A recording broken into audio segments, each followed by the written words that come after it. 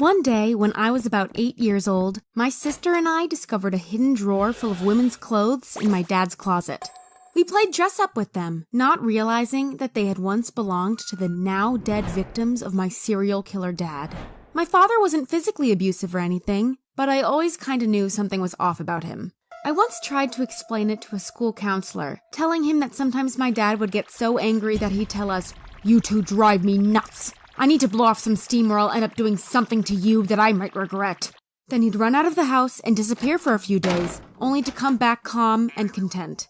But this one time, Dad took me swimming at a lake and I got tired, so I reached for a life float. And Dad just pushed it away from me. I would swim some more and started getting really tired, but Dad kept pushing the float away until I started crying out of exhaustion. The counselor said Dad was just teasing me, but today, I know that it was Dad's dark side. I saw it frequently.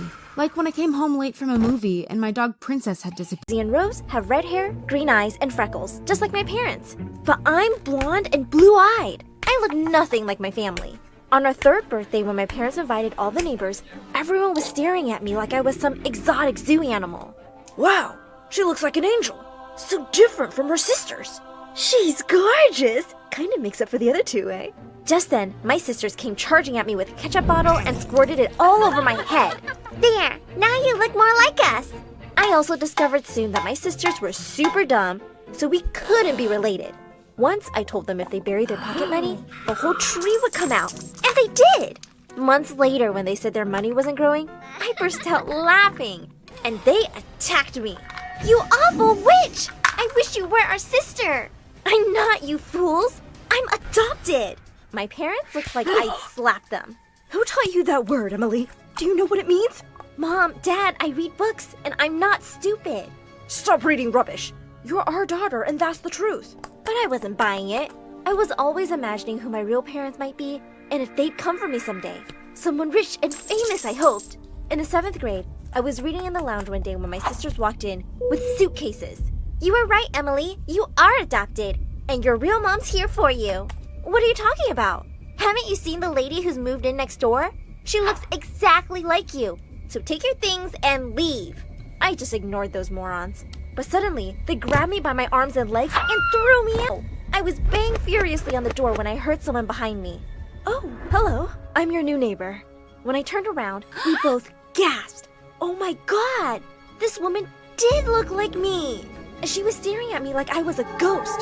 Suddenly, she turned and ran away. What just happened? I had to find out more about her. I tried spying on her with binoculars, but her curtains were always closed. One day, I baked some cookies and took them to her as a welcome present, but no one opened the door. As I was walking away, I saw her looking at me from a window. So when I was like 5 and my brother was like 8, he and I would fight like all the time. It would drive my mom insane. So this one time we were driving in the car and we were fighting, and then my mom like pulled over off the side of the road and then was like, "If you guys start fighting one more time, I'm gonna drop you off the side of the road." And then we just completely ignored her and we started fighting again. And as soon as we started fighting again, then she again pulled off on the side of the road and was like, get out of my car. And we were like, huh? And then she was like, get out of my car. And so we got out of the car. We were probably like, I don't know, 3 or 4 blocks away from my house. And then my mom drove away. And just as my mom like drove away, my grandma came driving through and she saw us. So my mom's plan was to drive around the corner like, just to scare us and to pick us back up. But my grandma saw us and she picked us up and she was like, what happened? And we were like, our mom dropped us off at the side of the road. And then my grandma was like, get in the car. Story time of how my best friend got so weirdly obsessed with me that she even plotted to kill my boyfriend. So at the time, me and this girl, let's just call her Olivia, had only been friends for about 2 years.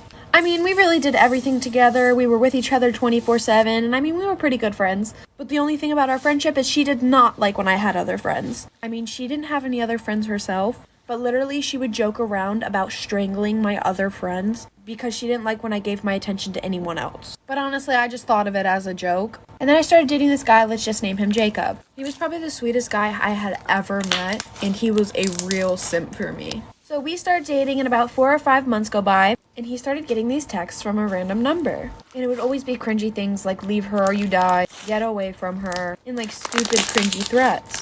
Then one night, me and him were just hanging out. Then he gets a text with his exact address saying he had till tonight to leave me or he wouldn't see another day. Then we hear a knock at the door. I'm running out of time, like for part 2. This is a story of the teacher's pet. So let's just call him Marco because I don't want to call out his real name. So it all started with the first day of school. Marco was picked first for everything, literally everything. When a student would ask to use the restroom, the teacher would say no, and like 5 minutes later, Marco would ask and she would say yes. Even though students brought it up to her multiple times, she still continued to favorite Marco. And on Marco's desk, he even wrote the teacher's pet on his name tag. So the next week came by, and our teacher brought in a whole pizza box. The whole class was so excited until the teacher announced that it was for only her and Marco. Both of them literally finished the whole entire box. The whole class always wondered why she would always favorite Marco. My village was stunning and bountiful, but for ages, our people thought this land was cursed. Before me, no girl had been born in this village for 50 years. Everyone just kept giving birth to boys. Some couples had 14 babies just to get one girl, but they all failed. The villagers had to find women from other towns, like my mama, to marry their boys. They were beginning to think Mother Nature had abandoned them, when one day, my mother finally gave birth to a baby girl. Me. The whole village wept with joy and relief. The curse is finally lifted. The divine feminine has returned. The day of my birth was declared a holiday, and I became the town's princess. People came to worship me, taking turns to kiss my feet and be blessed with a daughter themselves. I was made to sit on every pregnant woman's lap. They thought my magic would turn the unborn babies into girls. Being a girl wasn't my only talent. I stunned the entire village when I uttered my first word at only 6 months old. By the time I was 4, I could read long paragraphs. The princess is a genius. I was too precious to be sent to school, so expert tutors were brought in from other cities just for me. Shockingly, I was smarter than most of them. One time, my teacher tried to eat a random mushroom growing in the dirt. I slapped it right out of her hands before she could take a bite. "There's white stripes on the stem. That's poison." She ran through the town screaming, "The princess is an angel. She saved me. She saved my soul." The entire village worshipped me even more now. If I was spotted, everyone would fall to the ground and start bowing. People showered us with gifts and jewels that filled our vaults to the ceiling. One man even gave away his sons to become our servants for free. "Take 2 of my boys to serve our precious princess. I don't need these 2. I have a lot of them." At first, I kind of enjoyed the attention, but as I grew, I became more beautiful, and that's when things started getting crazy. One day, my teacher told me about a special new library full of books. "I can take you there. Jump into my cart." "I want my mama to come with me." She grabbed my wrist. "Come on, princess. You don't need mama anymore." She tried to cover my mouth and I bit her. "Ah! Mama!" My screams echoed in the mountains and the villagers jumped on her. "I want the girl for my son. She will give birth to girls. Give her to me." She wasn't the only one losing it. Fights between angry villagers started breaking out in front of my house every day. They were fighting over whose son I would marry. The village was breaking down into chaos. We had to put a stop to this. When I turned 10, the village elders declared that a contest would decide my future engagement. All the boys in town would compete, and I would get to make the final choice when I turned 16. I was only 4 years old when I learned that something was very wrong with my mom. Other kids always hug and kiss their parents. Why can't we do that, Mommy? Ugh, don't call me that. She turned to walk away, and I had to take my shot. I ran to her and grabbed her in a tight hug. Just go like this, Mommy. It's easy. She literally ran away from me. "Don't touch me. I'm wearing Chanel." She didn't really want anything to do with me. She used maids, butlers, and money to keep me away from her my whole life. At first, I thought something was wrong with me, but my cousin Hadi totally disagreed. Judah, you're my best friend in the whole world because you are perfect. Your mom is just a witch. I was so jealous. Hadi's parents were amazing. Even though they were really poor and lived all the way in America, they tried to visit every other year. They video called me all the time, and I loved them. One day, Hadi called me with some amazing news. My dad's company just blew up overnight. We're finally going to be rich. That's amazing! What's more amazing is that I can afford tickets to see you. Ask that witch if I can stay over. I went out to talk to Mom, but she was sitting there with some strange men. Judah, here you are. Come meet the boy I want you to date. You what? He owns diamond mines. Diamonds! You can date him now and get married after college. No way! Have you gone insane? Don't you dare insult me in front of everyone. Don't you dare try to ruin my life. Hadi is right. You're a witch. Her guests laughed and she turned red. You ungrateful little... Go to your room. I did go to my room. I also called up Hadi and made my first and best evil plan. I can't take it anymore. I'm running away from home. Now that your parents are rich, can I live with you?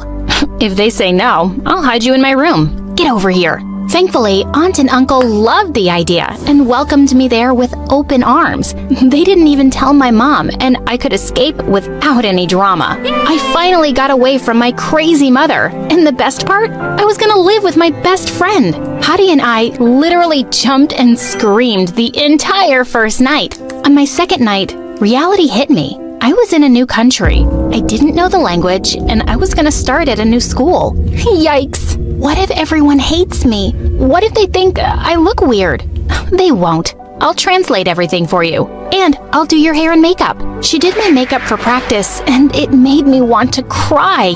She literally painted my face and used tape to pull my skin back. She even put tape on my eyes so I had a crease. See? All we need to do is dye your hair blonde, like me, and you'll fit right in. I stopped her. I had gotten away from Mom to be myself and love myself. I was gonna be fine in my own skin. Turns out, I was more than fine. I walked into school for my first day, and a boy stopped me in my tracks. Whoa, I've never seen any girl like you. You're beautiful. He thinks you're pretty. Oh my God. Then the boy got down on one knee and asked me out on a date. He's asking you out, but you just got here. You don't need to pick the first guy in line. We ran away before we screamed with excitement. I'd never been asked out like that before. The first day was already fun, but only because Hadi was by my side. Without her, everything was suddenly impossible. I didn't understand a word anyone was saying. One boy was trying to warn me about a spider on my shirt, and I didn't get it until it crawled on my face. Ugh! I didn't even know how to ask the teacher if I could go to the bathroom. I just walked out of class silently and she started yelling at me. I was almost in tears before someone told her I couldn't understand her. One day, Hadi was auditioning for the cheerleading squad, so I went with her for support. We were dancing together for practice when suddenly the cheer squad walked up to us. Wow, you're an amazing dancer. Who are you? Hadi introduced me and the girl asked me to join the cheer squad. But what about the auditions? No need for those. We like Judah. Tell her to join us. Obviously, I turned them down right away. I wasn't gonna snatch Hadi's place. She pretended it didn't bother her, but I know that it did. At home, Aunt and Uncle were trying way too hard to be nice to me. They asked me endless questions and they kept buying me over-the-top gifts. Uncle even bought me a car. You gave Judah a car before me? We can get you a car too, sweetie. You should have thought of me first. Hadi stormed away and locked herself in her room. I had to slip like 50 apology notes under her door to get her to come out. They just feel bad for me because of my terrible mom. Come on, don't be upset. She came around and I thought things would get better. Until one day when Derek, the cutest guy in school, walked up to us at lunch. Oh my God, I have such a huge crush on Derek. Have you told him that? I dropped major hints the last time we were in class. Maybe he's finally gonna ask me out. We squealed in delight till he came within earshot. Then Derek walked right past Hadi and stood in front of me. Wow, you're really cute. I've never seen you here before. Are you new? I had no idea what he said, but Hadi turned white as a ghost. Derek started saying more things I couldn't understand, and then he just patted my head and left. What was that? He asked me out on a date. You? But I feel like